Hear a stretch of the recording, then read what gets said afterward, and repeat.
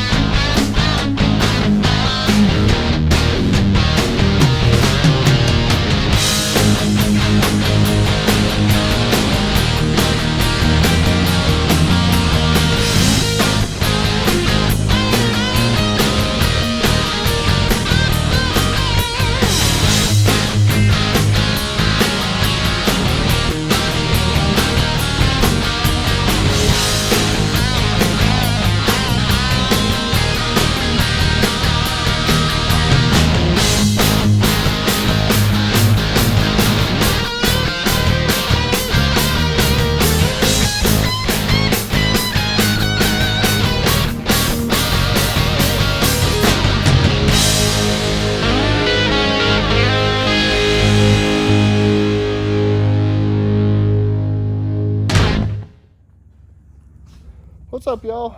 Welcome back. Well, we got her all tore down, and this is what we found.